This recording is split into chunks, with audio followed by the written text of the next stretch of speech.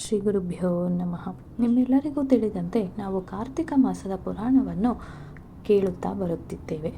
ಅದರ ಮಹತ್ವವನ್ನು ತಿಳಿಯುತ್ತಾ ಬರುತ್ತಿದ್ದೇವೆ. ಇಂದಿನ ಅಧ್ಯಾಯದಲ್ಲಿ ಸ್ತಂಭವೇ ಪುರುಷನಾಗಿ ಹೇಗೆ ಮಾರ್ಪಾಡಾಯಿತು ಎಂಬುದನ್ನು ನೋಡಿದೆವು. 17ನೆಯ ದಿನದಲ್ಲಿ ನಾವು ಅಂಗೀರಸರು ಹೇಗೆ ವಿಕ್ರಮನ ಪ್ರಶ್ನೆಗಳಿಗೆ ಉತ್ತರವನ್ನು ಕೊಡುತ್ತಾರೆ ಎಂಬುದನ್ನು ನೋಡೋಣ. ತ್ರಿದಳಂ ತ್ರಿಗುಣಾಕಾರಂ ತ್ರಿನೇತ್ರಂ ತ್ರಿದಾಯುಧಂ ತ್ರಿಜನ್ಮ ಪಾಪ ಸಂಹಾರಂ ಏಕಬಿಲ್ವಂ ಶಿವಾರ್ಪಣಂ ಏಕಬಿಲ್ವಂ ಶಿವಾರ್ಪಣಂ. ಅಂಗಿರಸರು ಸರ್ವಜ್ಞರು. ಆತನು ದಿವ್ಯ ಮಂಗಳ ವಿಗ್ರಹನಿಗೆ ಸಂಬಂಧಪಟ್ಟ ಪ್ರಶ್ನೆಗಳನ್ನು ಬಹಳ ಶ್ರೇಷ್ಠವಾದದ್ದು ಎಂದು ಹೇಳಿ, ಎಲೆ ಬ್ರಾಹ್ಮಣನೇ, ನೀನು ಕೇಳಿದ ಪ್ರಶ್ನೆಗಳಿಗೆ ಸಮಾಧಾನವನ್ನು ಹೇಳುವೆನು. ಆದ್ದರಿಂದ ಶ್ರದ್ಧೆಯುಳ್ಳವನಾಗಿ ಕೇಳು. ಕರ್ಮವಶದಿಂದ ಜನ್ಮವು ಲಭ್ಯ. ಜನ್ಮದಲ್ಲಿ ದೇಹಧಾರಣೆಯು ಶರೀರೋತ್ಪತ್ತಿಗೆ ಕಾರಣಭೂತವಾಗುವುವು. ದೇಹಧಾರಣೆಯಿಂದ ಆತ್ಮನು ಕರ್ಮವನ್ನೆಸಗುವನು. ಆದುದರಿಂದ ಕರ್ಮವನ್ನೆಸಗಲು ದೇಹಧಾರಣೆಯೇ ಕಾರಣ. ಪಂಚಪ್ರಾಣ, ಪಂಚೇಂದ್ರಿಯ, ಪಂಚಕರ್ಮೇಂದ್ರಿಯಗಳು, ಅಂತರಿಂದ್ರಿಯಗಳೆರಡು ಅಂತೂ ಈ 17 ತತ್ವಗಳಿಂದ ಕೂಡಿದ್ದುದೇ ಸೂಕ್ಷ್ಮ ಶರೀರವು. ಪಂಚಜ್ಞಾನೇಂದ್ರಿಯಗಳು, ಪಂಚಕರ್ಮೇಂದ್ರಿಯಗಳು, ಪಂಚಪ್ರಾಣಗಳು, ಪಂಚಭೂತಗಳು, ಅಂತಃಕರಣಗಳು 4, ಜೀವ 1, ಈ 25 ತತ್ವಗಳು ಸೇರುವುದೇ ಸ್ಥೂಲ ದೇಹವು. ಪೂರ್ವದಲ್ಲಿ ಒಮ್ಮೆ ಸ್ಥೂಲ ಸೂಕ್ಷ್ಮ ಶರೀರಗಳ ಸಂಬಂಧದಿಂದ ಆತ್ಮನಿಗೆ ಕರ್ಮಬಂಧ ಉಂಟಾಗುವುದೆಂದು ಶಂಕರನು ಪಾರ್ವತಿಗೆ ಹೇಳಿದನು. ಅದು ಹೀಗೆಂದರೆ, ಮಾನವ ಶರೀರದಲ್ಲಿ ನೀನು, ನಾನು, ಅವನು, ಇವನು, ಅವನದು ಎಂಬ ಭಾವನಾಂತರಂಗಗಳುಂಟಾಗಿ ವ್ಯವಹರಿಸುವುದೇ ಆತ್ಮಕ್ಕೆ ಸಂಬಂಧಪಡುವುದು ಎಂದು ಅಂಗಿರಸರು ಹೇಳಿದರು. ಅದಕ್ಕೆ ವಿಕ್ರಮನು, ಮುನಿಪುಂಗವ, ಇದುವರೆಗೂ ಆತ್ಮನೇ ಶರೀರ ಎಂದು ತಿಳಿಯುತ್ತಿದ್ದೆನು. ಆದುದರಿಂದ ಅಹಂ ಬ್ರಹ್ಮ ಎಂಬುದಕ್ಕೆ ವಾಕ್ಯಾರ್ಥವನ್ನು ತಿಳಿಸಬೇಕೆಂದನು. ಅದಕ್ಕೆ ಅಂಗಿರಸರು ಹೀಗೆ ಉತ್ತರಿಸಿದರು. ಅಹಂ ಎಂದರೆ ಈ ಶರೀರದಲ್ಲಿ ಉಂಟಾಗುವ ಅಂತಃಕರಣ ವೃತ್ತಿಗೆ ಸಾಕ್ಷಿಯಾಗಿ ನಾನು ನಿನ್ನದು ಎಂದು ವ್ಯವಹರಿಸುವುದೇ. ಸ ಎಂದರೆ ಅದರಲ್ಲಿ ತುಂಬಿ ತ್ರಿಕಾಲದಲ್ಲಿಯೂ ನಾಶರಹಿತವಾಗಿ ಆನಂದದಿಂದಿರುವುದು. ಆತ್ಮವು ಶರೀರರಹಿತವಾದದ್ದು.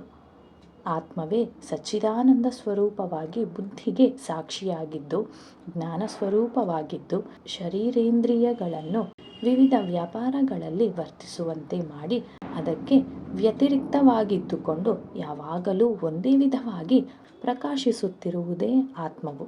ನಾನು ಎಂಬುದು ಶರೀರೇಂದ್ರಿಯಗಳಲ್ಲಿ ಒಂದಲ್ಲ ಎಂದು ತಿಳಿದು ದೇಹೇಂದ್ರಿಯಗಳಲ್ಲಿ ಯಾವುದೋ ಪ್ರಕಾಶಿಸುವಂತೆ ಮಾಡುವುದೋ ಅದುವೇ ನಾನು ಎಂಬ ನಿಶ್ಚಯವನ್ನು ಉಂಟು ಮಾಡುವುದು. ದೇಹೇಂದ್ರಿಯಗಳೂ ಕೂಡ ನಾಮರೂಪಗಳಿಂದ ಕೂಡಿ ನಶಿಸುವುದೇ ಆಗಿದೆ.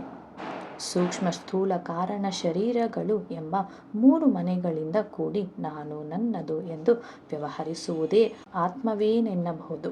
ಹೇಗೆ ಅಯಸ್ಕಾಂತ ಶಿಲೆಯು ಕಬ್ಬಿಣವನ್ನು ಆಕರ್ಷಿಸುವುದೋ ಹಾಗೆ ಯಾರ ಸನ್ನಿಧಿಯಲ್ಲಿ ದೇಹೇಂದ್ರಿಯ ಮೊದಲಾದವು ಆನಂದ ಪಡುವುದೋ ಪ್ರೇಮಾಸ್ಪದವಾದ ವಸ್ತುವೇ ಆತ್ಮವು ಎಂದು ಹೇಳಬಹುದು.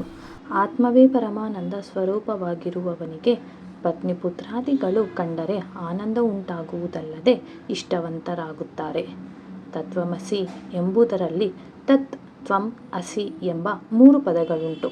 ತತ್ ಎಂದರೆ ಸರ್ವಜ್ಞತ್ವವನ್ನು ಹೊಂದಿದ್ದ ಸಚ್ಚಿದಾನಂದ ಸ್ವರೂಪವು. ತ್ವಂ ಎಂದರೆ ಕಿಂಚಿತ್ ಅಜ್ಞಾನದಿಂದ ಕೂಡಿದ್ದ ಜೀವಾತ್ಮವು. ಅಸಿ ಎಂದರೆ ಜೀವಾತ್ಮ ಪರಮಾತ್ಮರ ಐಕ್ಯವನ್ನು ಬೋಧಿಸುವುದು.